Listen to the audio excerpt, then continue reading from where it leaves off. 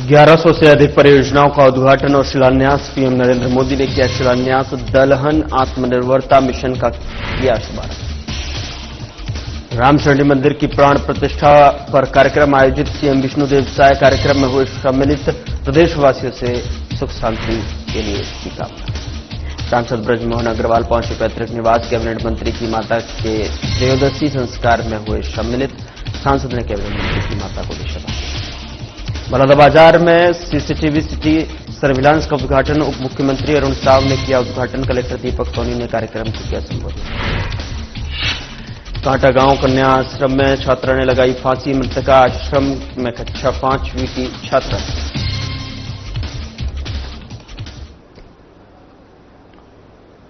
नमस्कार, मैं हूं आपके साथ गौरव राजेंद्र। बुलेटिन की शुरुआत करते हैं। प्रधानमंत्री नरेंद्र मोदी ने नई दिल्ली स्थित भारतीय कृषि अनुसंधान संस्थान में आयोजित मुख्य समारोह से देश के किसानों को 41,000 करोड़ रुपए से अधिक की कृषि परियोजनाओं का उपहार दिया।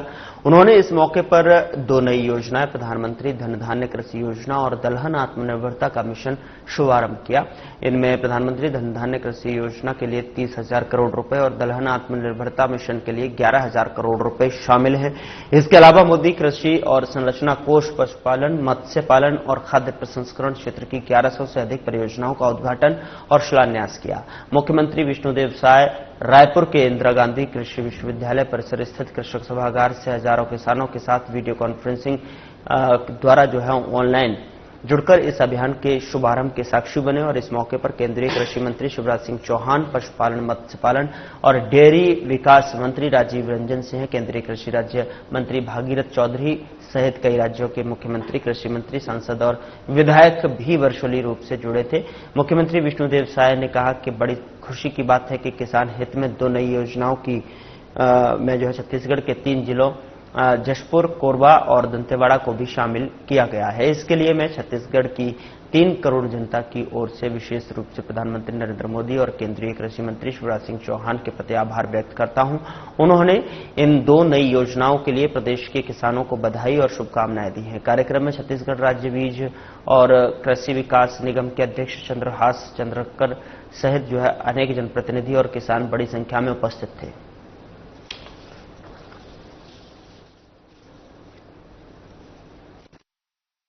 हमारे देश के यशस्वी प्रधानमंत्री श्री नरेंद्र मोदी जी ने हमारे देश के अन्नदाता किसान भाई बहनों के लिए 2 महत्वपूर्ण योजना का शुभारंभ किया है। एक तो प्रधानमंत्री धन धान्य कृषि योजना और दूसरा दलहन आत्मनिर्भरता मिशन। और प्रधानमंत्री धन धान्य कृषि योजना ये करीब 30,000 करोड़ का है और दलहन आत्मनिर्भरता मिशन ये 11,000 करोड़ का है। कुल 41,000 करोड़ का ये दोनों योजना है और इसमें देश के 100 जिलों को चिन्हित किया गया है जहां अपेक्षाकृत औसत से कम अनाज का उत्पादन होता है और दलहन का उत्पादन होता है। और ऐसे क्षेत्रों में हर तरफ से किसानों को सुविधा दी जाएगी, लोन वगैरह दी जाएगी, विशेष वहां पर प्रयास होगा। और निश्चित रूप से ऐसे 100 जिले में कृषि के क्षेत्र में और विशेषकर दलहन के क्षेत्र में किसानों को बहुत लाभ होना है। और छत्तीसगढ़ के लिए सौभाग्य का विषय है कि 100 में से 3 जिले हमारे छत्तीसगढ़ के भी लिए गए हैं, दंतेवाड़ा, कोरबा और जशपुर। इसके लिए छत्तीसगढ़ के 3 करोड़ जनता की तरफ से, यहाँ के अन्नदाता किसान भाइयों की तरफ से हमारे देश के यशस्वी प्रधानमंत्री जी का बहुत बहुत धन्यवाद है। हाँ, अभी माननीय प्रधानमंत्री जी ने 15 अगस्त में लाल किले के प्राचीर से जीएसटी में रिफॉर्म की घोषणा किए थे और मात्र 20 दिनों में उन्होंने करके दिखा भी दिया और ऐतिहासिक जीएसटी में रिफॉर्म हुआ है। और जो 4 स्लैब थे जीएसटी के उसको घटाकर 2 स्लैब कर दिया गया है, 18% और 5%। और कई वो चीजों में 0% हो गया है। 5% भी था, वो घट के 0% हो गया है। और इससे निश्चित रूप से खाद्यान्न पदार्थों की कीमत में भी कमी आई है और विशेषकर किसानों के कृषि संयंत्र, उपकरण और दवाई वगैरह की कीमत में भी भारी गिरावट आई है। और हम फीडबैक लेने गए भी थे कई जगह। एक दिन हम ट्रैक्टर शोरूम में गए थे, तो ट्रैक्टर में अलग अलग कंपनी, अलग अलग एचपी, उसका जो पावर होता है, तो 40-45 हजार से लेकर 1 लाख तक कमी आई है कीमत में। हार्वेस्टर में 2-2 लाख तक कीमत में कमी आई है। हम एक दिन मॉल में भी चले गए, तो वहां कई गृहिणियों से भी मुलाकात हुई, बहुत खुश थी और एक एक चीज दिखा के बता रहे थे कि इसमें 20 रुपया कम हुआ है, इसमें 10 रुपया कम हुआ है। तो ऐतिहासिक निर्णय माननीय प्रधानमंत्री जी ने जीएसटी में रिफॉर्म लाके किया। सर, कल कलेक्टर एसपी कॉन्फ्रेंस में सर पहली बार आईएफएस को भी आप शामिल कर रहे हैं सर, इसमें कितना खास होगा सर, कितना महत्वपूर्ण? देखिए, थोड़ी प्रशासन में कसावट लाने के लिए और जिलावार वहां की स्थिति क्या है, ये सब जानने के लिए हर सरकार में ये सब कॉन्फ्रेंस होता है। तो पहले भी कॉन्फ्रेंस हुआ है, कलेक्टर एसपी कॉन्फ्रेंस किए हैं, तो कल से फिर कलेक्टर, एसपी और डीएफओ लगातार 2 दिन कॉन्फ्रेंस है और इसमें पूरे प्रदेश में जिलावार क्या स्थिति चल रही है इसका जानकारी मिलेगा। मुख्यमंत्री विष्णुदेव साय लेलुंगा विकासखंड के जगरपुर में आयोजित रणेश्वर रामचंडी मंदिर की प्राण प्रतिष्ठा कार्यक्रम के वेदी पूजन कार्यक्रम में सम्मिलित हुए और यहां उन्होंने माता रणेश्वर रामचंडी का जो है दुग्धाभिषेक कर प्रदेशवासियों को जो है सुख, समृद्धि और शांति और खुशहाली की कामना की। और इस अवसर पर वित्त मंत्री ओपी चौधरी और सांसद राधे श्याम राठिया, पूर्व मंत्री सत्यानंद राठिया, जिला पंचायत उपाध्यक्ष दीपक सिद्धार, अरुणधर दीवान, सुनीत राठिया, श्रीकांत सोमावार और गुरुपाल भल्ला, रथु गुप्ता, भुवनेश्वर सदावर्ती और रसिक लाल भी जो है उपस्थित रहे। उल्लेखनीय है कि जगरपुर में कोलता समाज की कुलदेवी रणेश्वर रामचंडी माता के नवनिर्मित मंदिर में प्राण प्रतिष्ठा का 5 दिवसीय कार्यक्रम चल रहा है।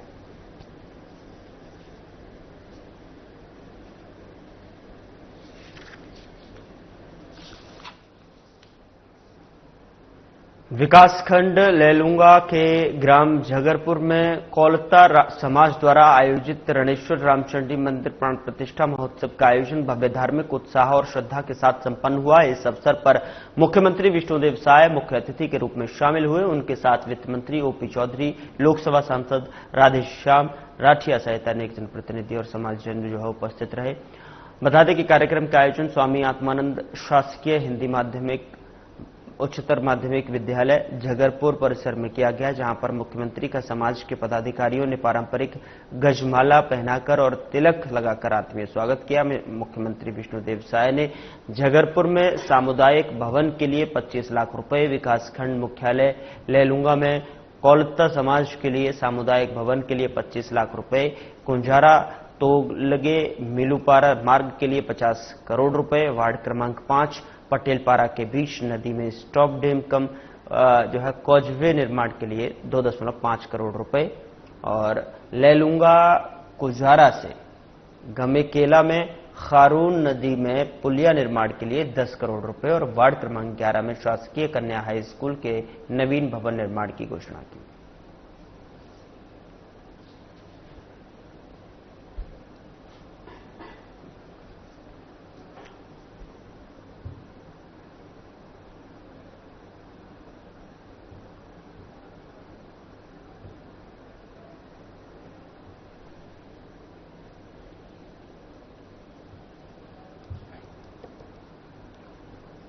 उप मुख्यमंत्री और खेल युवा कल्याण मंत्री अरुण साव ने नवा रायपुर स्थित हिदायतुल्ला राष्ट्रीय वेद विश्वविद्यालय में अंतर विश्वविद्यालय उत्सव HNLU कोलोसस और IMUNC 2025 का शुभारंभ किया। इस 3 दिवसीय आयोजन में देशभर के 65 विधि विश्वविद्यालयों के 500 युवा हिस्सेदारी कर रहे हैं। विधि की पढ़ाई कर रहे देश के अनेक शहरों से नवा रायपुर में जुटे युवा कई खेल प्रतियोगिताओं और साहित्यिक सांस्कृतिक आयोजनों में भागीदारी करेंगे। वे मंथन, कूटनीति और वैश्विक समस्याओं के समाधान में भागीदारी के लिए विधि के छात्राओं को प्रेरित करने आयोजित अंतर्राष्ट्रीय मॉडल संयुक्त राष्ट्र सम्मेलन में भी हिस्सेदारी करेंगे। और उप मुख्यमंत्री साहू ने मशाल जलाकर कोलोसस और IMUNC का उद्घाटन करने के साथ ही खेल प्रतियोगिताओं और सांस्कृतिक कार्यक्रमों का भी शुभारंभ किया। देश के कई राष्ट्रीय विधि विश्वविद्यालय में कानून की पढ़ाई कर रहे युवा विविध प्रतियोगिताओं के माध्यम से अपने हुनर का जादू बिखेरेंगे और SHNLU के इस 3 दिवसीय प्रतिष्ठित आयोजन में विद्यार्थी अपनी कला और बौद्धिक खेल प्रतिभा का प्रदर्शन करेंगे। वे इस दौरान क्रिकेट, फुटबॉल, बास्केटबॉल और वॉलीबॉल के साथ साथ एथलेटिक्स में उत्कृष्ट प्रदर्शन से अपनी चमक बिखेरेंगे।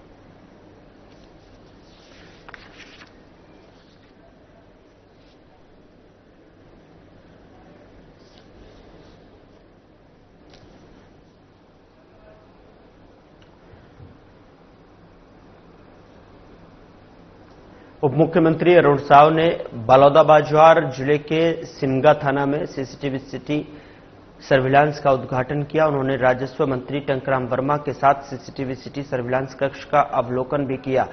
उप मुख्यमंत्री अरुण साव ने कार्यक्रम को संबोधित करते हुए कहा कि मुख्यमंत्री विष्णुदेव साय के नेतृत्व में हमारी सरकार अपराधों पर अंकुश लगाने के लिए नए नए तरीके से काम कर रही है। सिमगा में सीसीटीवी सर्विलांस शुरू होने से अपराधियों की पहचान और उन्हें पकड़ने में यह मील का पत्थर साबित होगा। राजस्व मंत्री टंकराम वर्मा ने कहा कि शहर की पैनी निगरानी अब तीसरी आंख से होगी। सीसीटीवी कैमरे से शहर पर कड़ी निगरानी होगी, जिससे अपराधियों को पकड़ने में मदद मिलेगी और अपराध पर अंकुश लगेगा। कलेक्टर दीपक सोनी और पुलिस अधीक्षक भावना गुप्ता ने भी कार्यक्रम को संबोधित किया है। सिमगा जनपद पंचायत के अध्यक्ष दौलत रामपाल और जनपद पंचायत सदस्य चंद्रप्रकाश टोंड्रे सहित अनेक जनप्रतिनिधि और गणमान्य नागरिक भी कार्यक्रम में उपस्थित थे।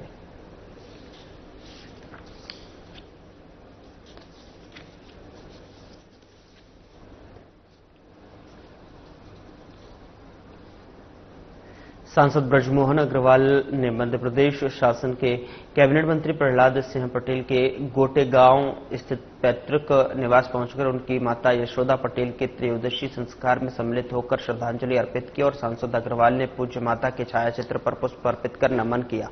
शोकाकुल परिवारजनों से भेंट कर उन्हें सांत्वना प्रदान की। इस अवसर पर उन्होंने कहा कि माता यशोदा पटेल का स्नेहपूर्ण व्यक्तित्व जीवन में सादगी, संस्कार और सेवा भाव का अनुपम उदाहरण रहा है। ईश्वर से प्रार्थना है कि दिवंगत आत्मा को अपने चरणों में स्थान दे और परिवार को इस दुख की घड़ी में धैर्य और शक्ति प्रदान करे।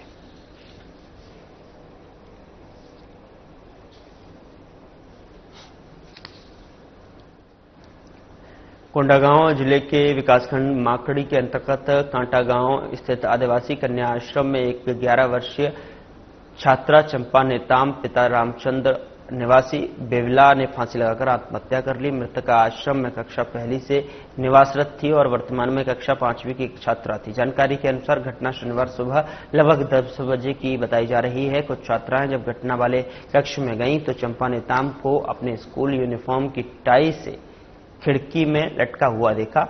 बालिकाओं ने या अधीक्षिका को सूचना दी और कैंची से टाई काटकर चंपा को नीचे उतारा। इसके बाद शिक्षकों को जानकारी दी गई। तत्काल बच्ची को माकड़ी सामुदायिक स्वास्थ्य केंद्र ले जाया गया, जहां पर चिकित्सकों ने उसे मृत घोषित कर दिया। घटना की जानकारी मिलते ही एसडीएम अजय उरांव, सहायक आयुक्त कृपेंद्र तिवारी, तहसीलदार, खंड शिक्षा अधिकारी और अन्य अधिकारी मौके पर पहुंचे और घटनास्थल का निरीक्षण कर जांच शुरू की। शव का पोस्टमार्टम कर परिजनों को सौंप दिया है।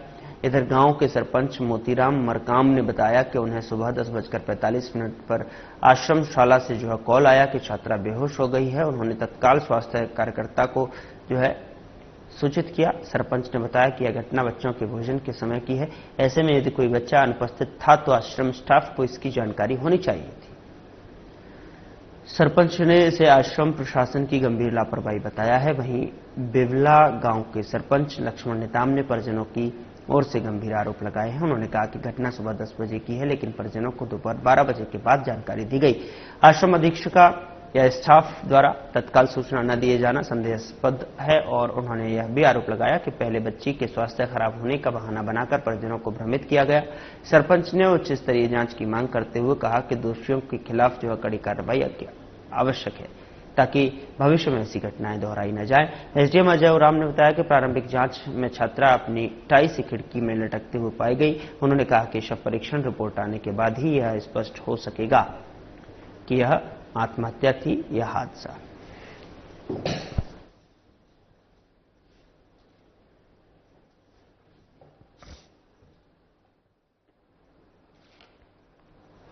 कोंडागांव छत्तीसगढ़ शासन के जनसंपर्क विभाग और बस्तर संभाग के जिला प्रशासन के संयुक्त पहल से बस्तर राइजिंग की शुरुआत की गई है। यह कारवां केवल एक सांस्कृतिक यात्रा नहीं बल्कि बस्तर की आत्मा, उसकी कला, परंपरा, संस्कृति और लोक जीवन की जीवंत गाथा को विश्व पटल पर प्रस्तुत करने का प्रयास है। बस्तर राइजिंग का यह कारवां प्लेस ऑफ पॉसिबिलिटी के संस्थापक प्रतुल जैन के नेतृत्व में बस्तर संभाग के सभी जिलों की सकारात्मक कहानियां को एक नए दृष्टिकोण से सामने लाने का काम कर रही है। इस यात्रा का प्रमुख उद्देश्य बस्तर की कला, शिल्प और प्रतिभा को समझना और उन्हें एक व्यापक मंच प्रदान करना है। कारवां के सदस्य स्थानीय कलाकारों, कारीगरों और समुदायों से जुड़कर उनके अनुभवों, संघर्षों और रचनात्मक संसार को करीब से जान रहे हैं। इस पहल का विजन है कि बस्तर की धरोहर को केवल परंपरा तक सीमित न रखकर उसे आधुनिक समय की रचनात्मक ऊर्जा और आर्थिक अवसरों से जोड़ा जाए। बता दें कि कोंडागांव प्रवास के दौरान बस्तर राइजिंग टीम ने जिले की शिल्प परंपरा को गहराई से समझा। टीम ने टेराकोटा कलाकार अशोक चक्रधारी से मुलाकात की, जो मिट्टी से जीवन का जादू रचते हैं। उन्होंने टीम को टेराकोटा शिल्प की बारीक प्रक्रिया से अवगत कराया। किस प्रकार मिट्टी को गूंथकर, आकार देकर और आग में तपाकर कला का रूप दिया जाता है। टीम ने उनके द्वारा बनाए गए मैजिक दिए को देखा और उसकी कार्यप्रणाली को विस्तार से समझा। अशोक चक्रधरी ने बताया कि इस कला में धैर्य, अनुभव और सटीकता की आवश्यकता होती है, क्योंकि एक छोटी सी त्रुटि पूरी मेहनत पर पानी फेर सकती है। इसके बाद टीम ने तिजुराम बघेल से भेंट की, जो रॉट आयरन से अद्भुत कलाकृतियां बनाते हैं। उन्होंने बताया कि यह कला उनके पूर्वजों की धरोहर है। एक समय था जब उनका परिवार पत्थरों को पिघलाकर लोहा निकालता था और उसी से औजारों से लेकर पूजा की वस्तुएं तक तैयार करता था।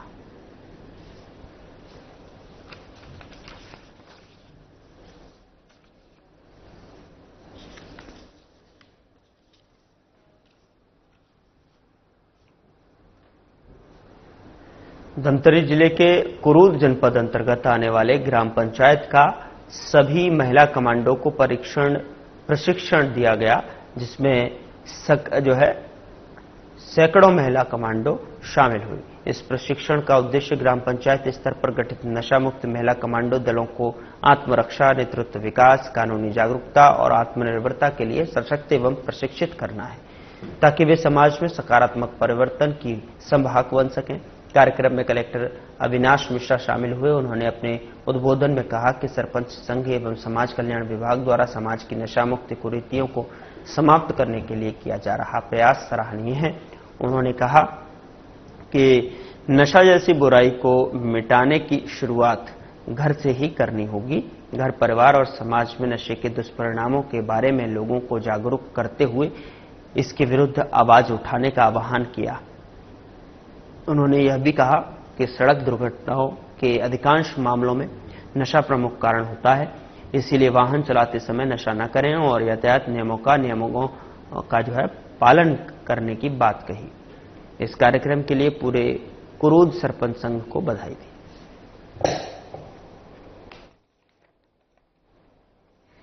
महिला कमांडो का प्रशिक्षण कार्यक्रम आयोजित किया गया था, जिसमें हमारे जिले के कलेक्टर और पुलिस विभाग से भी सहयोग हुए थे। निश्चित तौर पर ये बहुत ही अच्छा कार्यक्रम था, जिससे गांव-गांव से जुड़ने में पुलिस को बहुत सहयोग मिलेगा। इसके अलावा पुलिस जब भी कोई कार्रवाई करती है गाँव में, तो हमको अलग अलग चीज़ों के सहयोग के लिए आवश्यकता पड़ती है, जिसमें महिला कमांडो बहुत अधिक सहयोगी रहते हैं। ये बहुत अच्छा कार्यक्रम है। इस प्रकार के कार्यक्रम का आयोजित होना चाहिए और जिस प्रकार से पुलिस विभाग का अंतिम व्यक्ति तक पहुँचने हम लोगों को मौका मिला। आज महिला कमांडो जो कार्यक्रम हुआ है, यह एक बहुत ही सफल कार्यक्रम रहा है और इससे पहले मैं जानना चाहता हूं, इसका श्रेय मैं हमारे जिला के कलेक्टर श्री अविनाश मिश्रा जी को देता हूं, क्योंकि उसके पहल से ही ये सब हो पाया है। और इसके साथ साथ मैं हमारे सरपंच संघ के जितने भी पदाधिकारीगण हैं, सरपंच साथीगण हैं, उसका भरपूर सहयोग रहा, तब जाके कार्यक्रम सफल हुआ और एक बात और बताता हूं मैं, हम लोग एक कोई कार्यक्रम प्रशिक्षण के रूप में रखे थे, क्योंकि हम लोग सीमित सरपंचों को बुलाए थे और सीमित महिला कमांडो को ही बुलाए थे। लेकिन इतनी जागरूकता आ जाएगी अचानक, लोग हम 20 बुलाए 40 आए, 40 बुलाए 60 आए, तो इस तरीके से भीड़ हम लोग जो जितने सोचे थे उसके 3 गुना से ज्यादा हो गया। महिला कमांडो का जो प्रशिक्षण है वो हमारे सरपंच संघ कुरूद द्वारा प्रायोजित है। इसमें हमको सहयोग मिल रहा है, कलेक्टर सर का सहयोग मिल रहा है और समाज कल्याण विभाग से बहुत अच्छा सहयोग मिल रहा है। और जिस तरह से कलेक्टर सर ने अपना समय दिया और सरपंचों ने जो मिलजुल के काम किया है, आज बताते हुए बहुत ही खुशी हो रहा है कि हम लोग अपेक्षा किए थे कि 200-300 महिलाएं आएंगी। हम लोग टारगेट रखे थे 600 का, तो उम्मीद ये था कि 600 में कम से कम 200-300 तो आएंगे, ऐसा हम उम्मीद रखे थे। लेकिन उम्मीद की जो अपेक्षा थी उससे आप सोच सकते हैं 1500 महिलाएं आई हैं। कहा हम 600 में 200 सोच रहे थे, 300 सोच रहे थे, वो लगभग डबल से भी ज्यादा महिलाएं आए हैं और नशा के खिलाफ बढ़ चढ़कर हिस्सा ले रही है इस अभियान में। तो इस बात की खुशी है और सभी, क्योंकि हम देख रहे हैं कि आज हमारे समाज की दुर्गति हो रही है नशा की वजह से। छोटे बच्चे बिगड़ रहे हैं, छोटे बच्चों में नशा के कारण ही संस्कार छूट रहे हैं और हाथों में चाकू आ रहा है। तो इसका विरोध करने के लिए हमारे सरपंच संघ कुरूद ने ये ठाना था कि हम हमारे क्षेत्र को नशा मुक्त बनाएंगे और इसके बाद हमारा क्षेत्र जब नशा मुक्त हो जाएगा तो हमारा जिला और हमारा राज्य, ऐसा एक सतत अभियान चलेगा हमारे सरपंच संघ के द्वारा। बस्तर में अवैध शराब बिक्री और परिवहन करने वाले तस्करों के विरुद्ध चलाए जा रहे धरपकड़ गिरफ्तारी अभियान के तहत पुलिस अनुविभागीय अधिकारी भानपुरी प्रवीण भारती के पर्यवेक्षण में अवैध शराब बिक्री परिवहन करने वाले के विरुद्ध कार्रवाई करने और प्रभावी रूप से अंकुश लगाने के लिए निर्देशित किया गया था, जिसके परिपालन में निरीक्षक हर्ष कुमार धुरंधर, थाना प्रभारी भानपुरी के नेतृत्व में टीम गठित कर लगातार पतासाजी की जा रही थी। वहीं मुखबिर से सूचना मिलने पर पुलिस ने 3 गाड़ियां अवैध शराब सहित अन्य वस्तु बरामद कर ली और 7 आरोपियों को गिरफ्तार कर लिया है।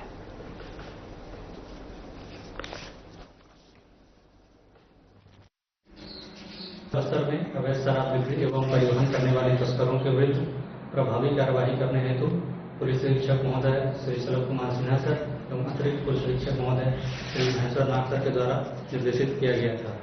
इसी के परिपालन में थाना भानपुरी के द्वारा टीम गठित कर लगातार पतासाजी किया जा रहा था। दिनांक 9/10/2025 को मुखबिर के द्वारा सूचना प्राप्त हुआ कि कुछ व्यक्ति 4 पहिया वाहन में मध्य प्रदेश निर्मित अंग्रेजी शराब को अवैध रूप से परिवहन कर रहे हैं, जिसके परिपालन में थाना भानपुरी टीम के द्वारा फरसागुड़ा एवं मुरकुची मार्ग के बीच घेराबंदी का रेड कार्रवाई किया गया, जहां से आरोपियों के कब्जे से मध्य प्रदेश निर्मित अंग्रेजी शराब कुल 495 बल्क लीटर एवं 3 4 पहिया वाहन व 9 एंड्रॉइड मोबाइल जब्त किया गया है। आरोपियों का कृत्य आबकारी एक्ट 34(2)36 का पाए जाने पर विधिवत कार्रवाई किया गया है। साथ ही आरोपियों को विधिवत गिरफ्तार कर न्यायिक रिमांड पर जेल भेजा गया है। जिला बस्तर में अवैध शराब बिक्री एवं परिवहन करने वालों के विरुद्ध यह प्रभावी कार्रवाई लगातार जारी रहेगा। फिलहाल बुलेटिन में इतना ही। नमस्कार।